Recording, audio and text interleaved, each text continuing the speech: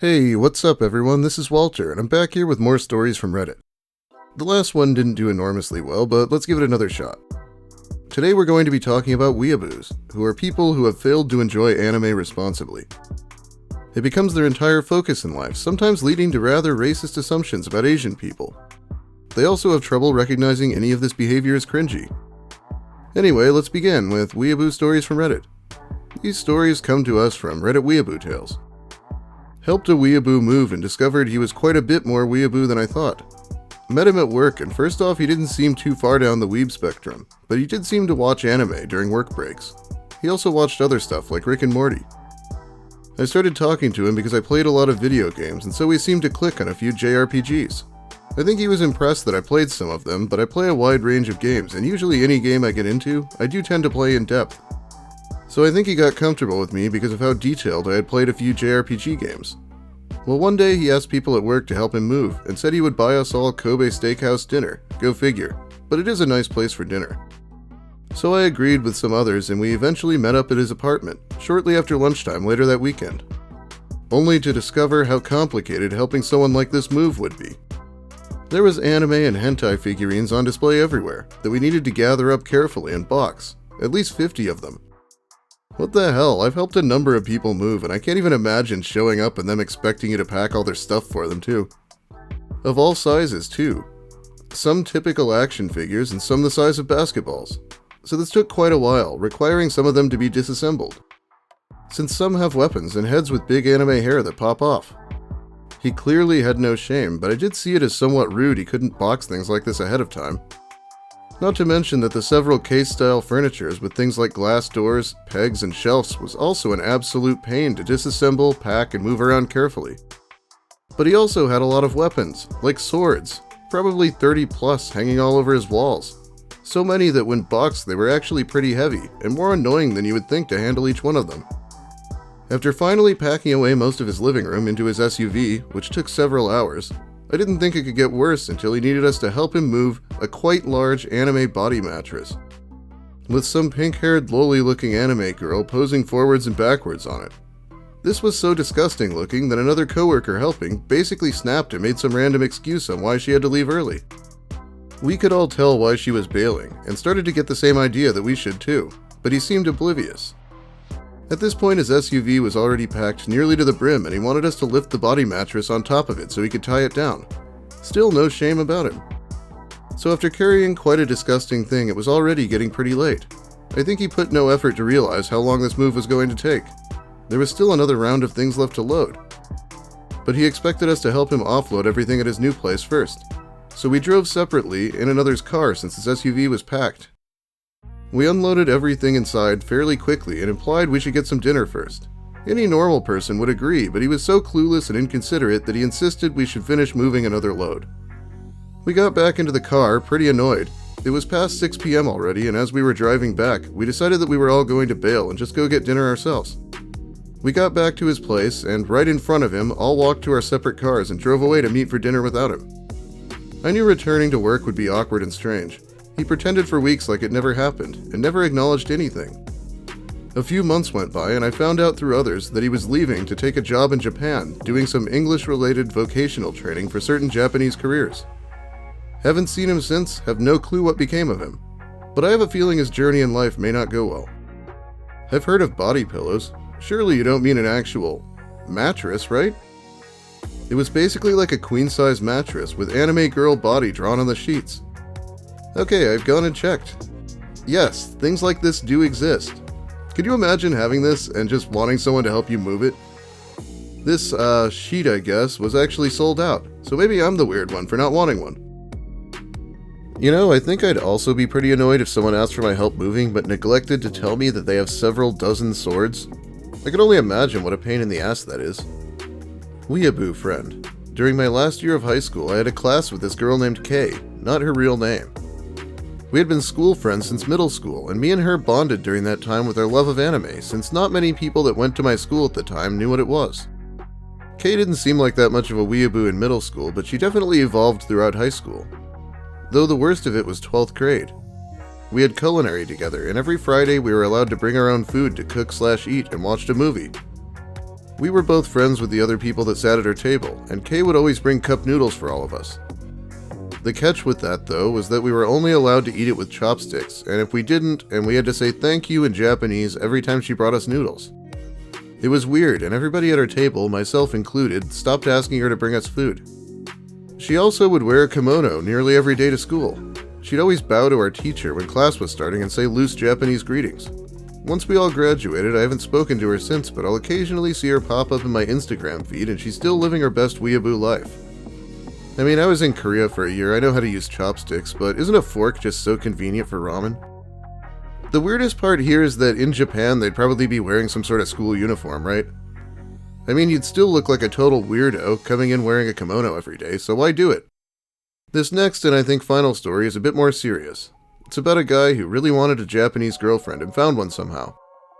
The most desperate weeb guy found a Japanese girlfriend, and it makes me worried and angry. First, let me paint a picture of this person. Let's just call him Gary. Gary was desperate for a relationship, but not just any relationship, he was desperate for a relationship with a Japanese woman.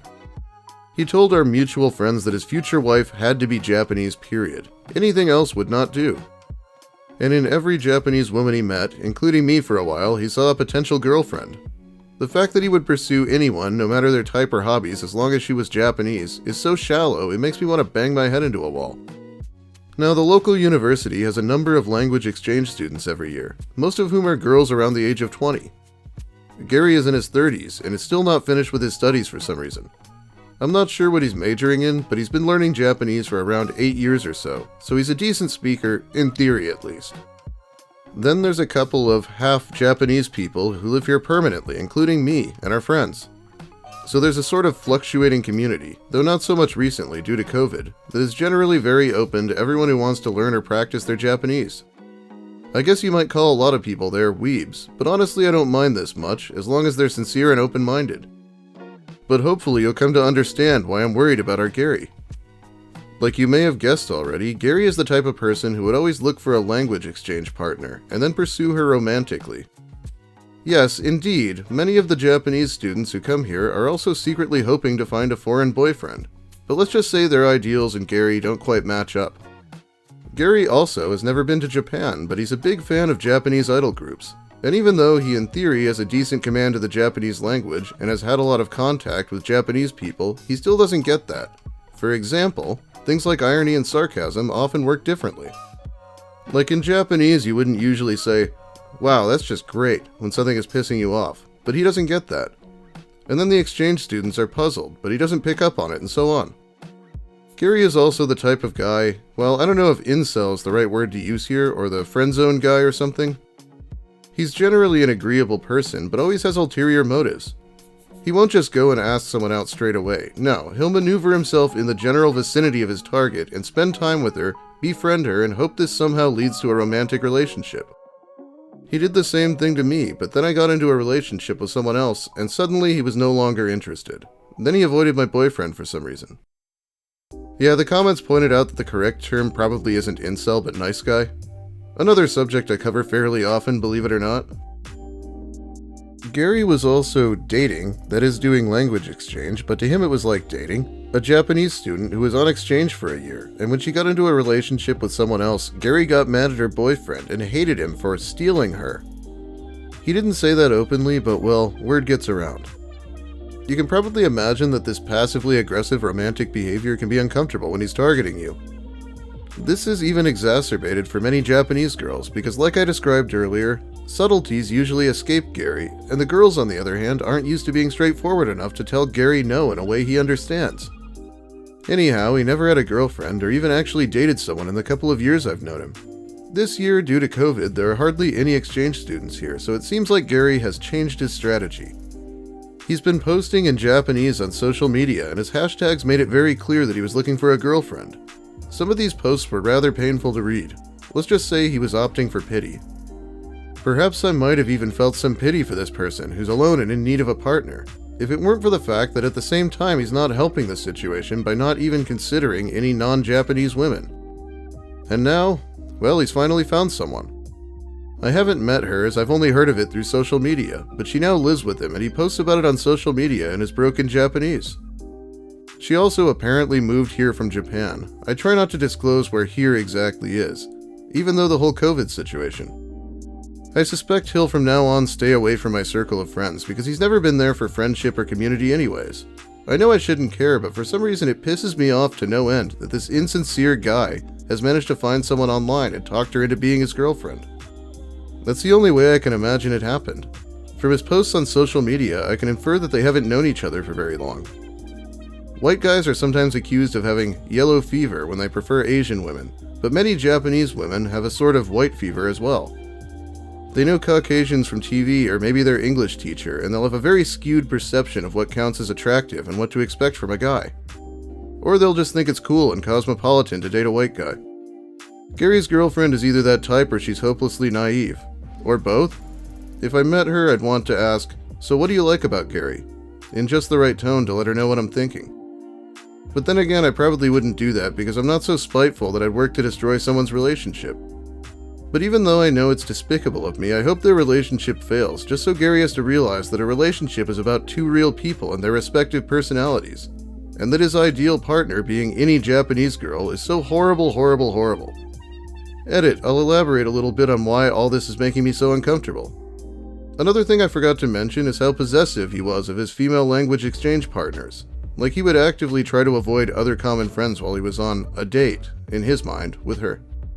Now, over the years, I've seen numerous relationships form between exchange students and local people, and usually I'm in support of that. However, what I don't like is when people seem to see the community like a dating site, which becomes useless once you have a partner. But possessive people are like this. They'll be afraid of their partner having contact with anyone else. As one of the comments pointed out, Gary's girlfriend is bound to notice he's an outlier at some point, and I'm sure Gary knows that too. So Gary is exactly the type of person who will try to keep her socially isolated as much as he can. So, I'm in my 30s, and I would feel so cringy staying in college for many years to try to hit on 20-year-olds. I'm not even going to get into the whole racial thing that much, but yeah, it's pretty shitty if that's his only preference. But it's still no excuse to get involved. It's none of this OP's business, really. This comment is long, but let's read the first part. You know you shouldn't care, but is still obviously pissed about how an oily, passive-aggressive ass somehow succeeded. I can understand the frustration, but you're not his mother. He's an entirely independent human being that, outside of harassing you or outright breaking the law, you can do nothing about, and have no control over, so why waste your own valuable energy on it? And regardless of how shitty his passive-aggressiveness or self-aggrandizing on social media is, there's no law that says he can't do that. That's just how it is. Maybe he changed. You stressed its unlikeliness. Maybe the girlfriend knows exactly what she's getting into. Him exploiting her naivete is just one of your self-professed assumptions because of COVID, so why obsess over something you don't know? Yeah, that pretty much. Stalking him on social media probably doesn't give you the whole story. Using the college as a resource for women reminds me of St. Eliot or Lucas Werner. Not exactly the guys you want to emulate. Anyway, let me hear what you think about this and the other stories in the comments if you want. But that is about all the time I have for you today. Thanks for watching, everyone.